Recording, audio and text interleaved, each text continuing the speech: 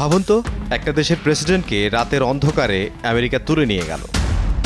কোনো যুদ্ধ ঘোষণা নেই, করেনি জাতিসংঘের তোয়াক্কাও, এমনকি কোনো সীমান্ত সংঘর্ষও হয়নি। অথচ ভেনেজুয়েলার প্রেসিডেন্টকে তুলে নিয়ে ট্রাম্প পুরে দিল নিউ ইয়র্কের একটি জেলে। এই ঘটনা শুধু ভেনেজুয়েলার বিষয় নয়, এর সঙ্গে জড়িয়ে আছে অভিবাসন, মাদক, তেল, আন্তর্জাতিক আইন এবং আমেরিকার ঘরোয়া রাজনীতি। তাই প্রশ্নটা আর শুধু ভেনেজুয়েলাকে ঘিরে থাকে না, এটি পুরো আন্তর্জাতিক রাজনীতির কাঠামোকেই নাড়িয়ে দেয়।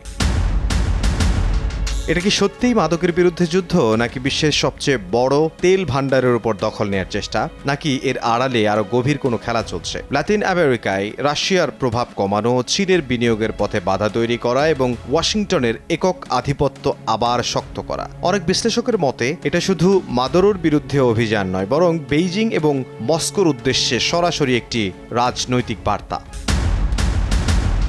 ভেনেজুয়েলার মাটির নিচে প্রায় 300 বিলিয়ন ব্যারেল তেল রয়েছে, বিশ্বের সবচেয়ে বড় প্রমাণিত মজুদ। শুনলেই মনে হয় এই তেলের জন্যই বড় সংঘাত হতে পারে, কিন্তু বাস্তবতা ভিন্ন।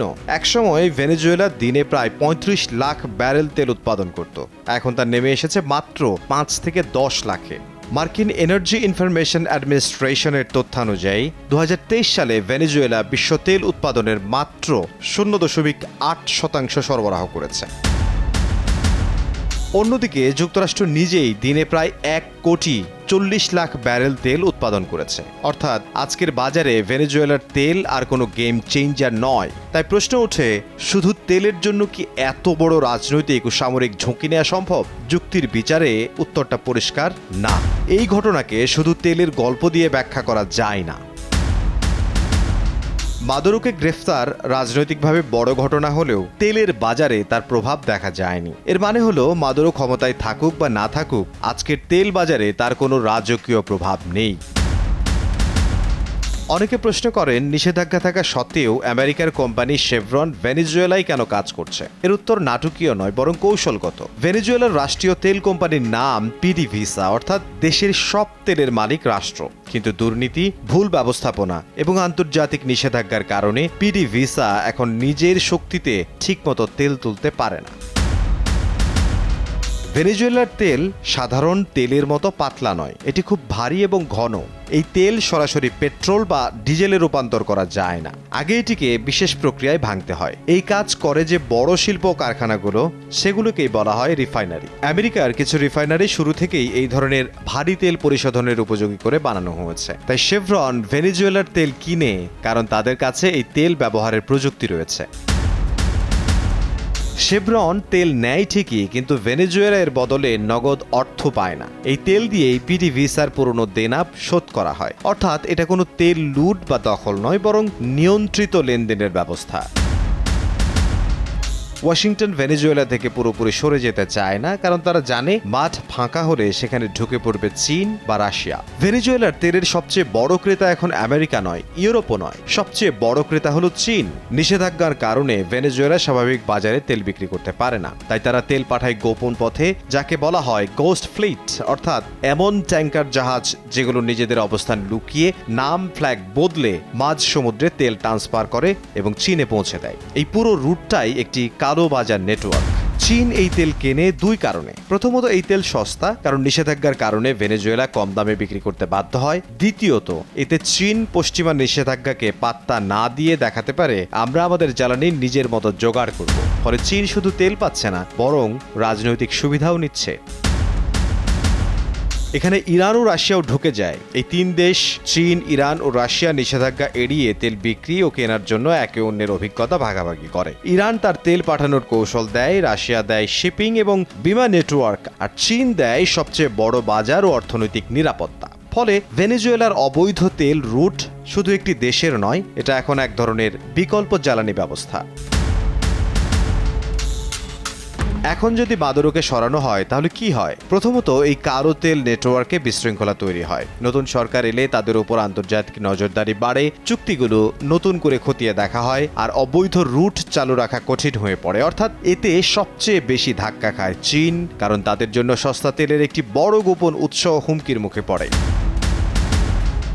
আমেরিকার দৃষ্টিতে বিষয়টা শুধু ভেনেজুয়েলা নয়, এটি হলো চীনের জ্বালানি নিরাপত্তা নিয়ে খেলা। আধুনিক বিশ্বে যুদ্ধ জেতা হয় শুধু অস্ত্র দিয়ে নয়, জ্বালানি দিয়ে।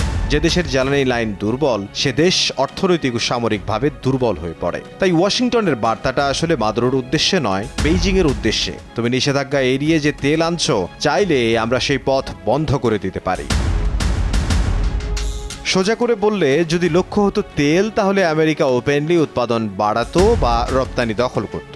যদি লক্ষ্য হতো বাজার, তাহলে তেলের দাম লাফ দিত। কিন্তু লক্ষ্য যেহেতু চীন, তাই আঘাতটা করা হয়েছে বাজারে নয়, নেটওয়ার্কে। মাদুরোকে সরানো মানে একটা সরকার বদলানো নয়, একটা কালো তেল সরবরাহ লাইনে ছুরি মারা। আর সেই লাইনের শেষ প্রান্তে বসে আছে চীন। সোজা করে বললে, আমেরিকা মাদুরোকে চায় না, তেলও সরাসরি চায় না। আমেরিকা আসলে চায় নিয়ন্ত্রণ। এটা তেলের নিয়ন্ত্রণ, বাজারের নিয়ন্ত্রণ, আর সবচেয়ে বড় কথা, চীনের প্রভাবের নিয়ন্ত্রণ। এখন ধাপে ধাপে পরিষ্কারভাবে দেখি। ভেনেজুয়েলার তেল এখন চীনের জন্য একটি বিকল্প জ্বালানি উৎস।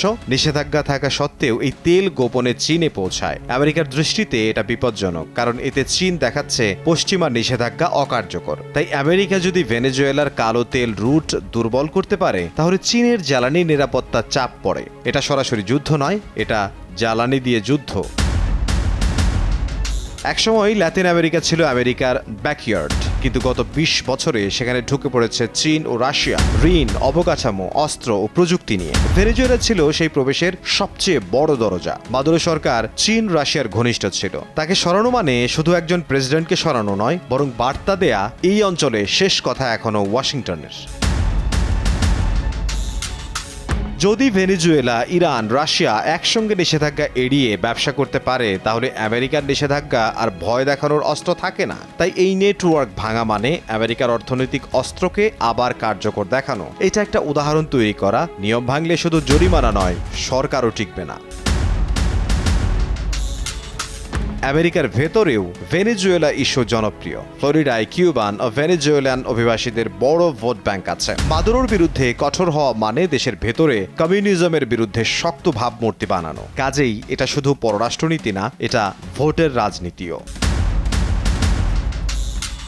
অনেকে ভাবে আমেরিকা তেল দখল করতে চায়, কিন্তু বাস্তবে আমেরিকার তেলের কমতি নেই। কিন্তু তারা চায় কে তেল বিক্রি করবে, কার কাছে বিক্রি করবে, কোন পথে যাবে, এই তিনটার উপর নজরদারি করা। কারণ আধুনিক ভূরাজনীতিতে তেলের মালিক হওয়া বড় কথা নয়, তেলের পথের মালিক হওয়ায় আসল ক্ষমতা। সব মিলিয়ে আমেরিকা চায় চীনের সস্তা ও গোপন জ্বালানি পথ দুর্বল করতে, লাতিন আমেরিকার নিজের আধিপত্য দেখাতে, নিষেধাজ্ঞাকে আবার ভয়ঙ্কর বানাতে, নিজের ঘরোয়া রাজনীতিতে শক্ত অবস্থান দেখাতে, আর তেলের রুটের ওপর নিয়ন্ত্রণ রাখতে। এই কারণেই বলা যায়, এটা তেলের যুদ্ধ নয়, এটা মাদুরোর যুদ্ধও নয়, এটা প্রভাব আর নিয়ন্ত্রণের যুদ্ধ।